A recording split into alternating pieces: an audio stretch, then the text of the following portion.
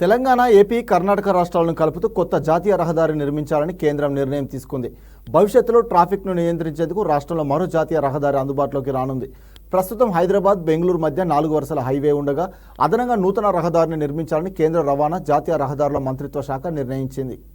Master plan for national highways vision 2047లో భాగంగా నాగ్పూర్, హైదరాబాద్, బెంగళూరుల మధ్య రాకపోకలను మరింతగా పెంచే దిశగా కేంద్రం 2 ఏళ్ల కిందట నూతన రహదారిని నిర్మించేందుకు ప్రణాళిక రూపొందించింది. ప్రయాణ సమయాన్ని మరింతగా తగ్గించేలా ఈ మేరకు రహదారిని అందుబాటులోకి తీసుకురావాలన్న వ్యూహాలోచన దిశగా నాగ్పూర్ నుంచి బెంగళూరు వరకు జాతీయ రహదారి నిర్మాణానికి ఇప్పటికే టెండర్ల ప్రక్రియ పూర్తయింది. హైదరాబాద్ నుంచి బెంగళూరును కూడా అనుసంధించాలని నిర్ణయించింది. అందుకోసం డీటెయిల్డ్ ప్రాజెక్ట్ రిపోర్టును రూపొందించేందుకు కసరత్తు చేపట్టింది. ఈ మేరకు DPR తయారీకి గుత్తేదారును ఎంపిక చేసేందుకు కేంద్ర రవాణా, జాతీయ రహదారుల మంత్రిత్వ శాఖ టెండర్లు ఆహ్వానించింది. టెండర్ల దాఖలకు ఏడాది సెప్టెంబర్ 12వ తేదీ తుది గడువుగా నిర్ణయించింది. ట్రాఫిక్ రద్దీ దృష్ట్యా నూతన మార్గాన్ని 6 వరుసల్లో నిర్మించాలన్నది ప్రతిపాదన. తొలుత 12 వరుసల రహదారి నిర్మాణం చేపట్టాలన్న ప్రతిపాదన వచ్చినప్పటికీ 6 వరుసలకే పరిమితమైనట్లు ఉన్నతాధికారి ఒకరు చెప్పారు.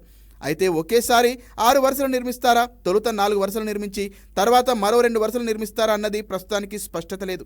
DPR ఆమోదం పొందిన తర్వాత కేంద్రం తుది నిర్ణయం తీసుకుంటుందని ఆ అధికారి వివరించారు.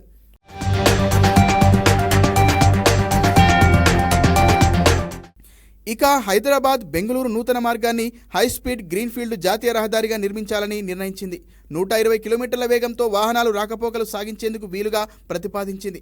తాత్కాలిక అంచనాల ప్రకారం 508.461 కిలోమీటర్ల మేర కారిడార్ను రూపొందించాలన్నది కేంద్ర నిర్ణయం.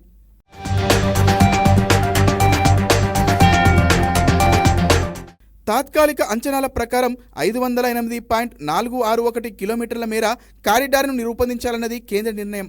44వ నంబర్ జాతీయ రహదారిగా హైదరాబాద్ నుంచి బెంగళూరు మధ్య 556 కిలోమీటర్ల 4 వరుసల మార్గం అందుబాటులో ఉంది. తెలంగాణలో 190, ఏపీలో 260, కర్ణాటకలో 106 కిలోమీటర్ల వరకు ఈ జాతీయ రహదారి విస్తరించింది. ట్రాఫిక్ రద్దీ పెరుగుతుండడంతో ప్రస్తుతం ఉన్న 4 వరుసల రహదారిని 6 వరుసలకు విస్తరించాలని తొలుత నిర్ణయించింది. అందుకోసం 2022లోనే DPRను సైతం సిద్ధం చేసింది. అయితే వివిధ కారణాలతో ఆ ప్రతిపాదన అటకెక్కింది. హైస్పీడ్ కారిడార్ను నిర్మించాలని కేంద్రం నిర్ణయించడంతో ప్రస్తుత జాతీయ రహదారి తీరుతెన్నులను అధ్యయనం చేయించింది. హైస్పీడ్కు తగిన రీతిలో ఆ రహదారిని విస్తరించడం సాధ్యం కాదని అధికారులు నిర్ణయానికి వచ్చారు. ఈ నేపథ్యంలో హైస్పీడ్ గ్రీన్ఫీల్డ్ కారిడార్ను నిర్మించాలని నిర్ణయించింది. మంత్రిత్వ శాఖ మాస్టర్ ప్లాన్లో ప్రతిపాదించింది.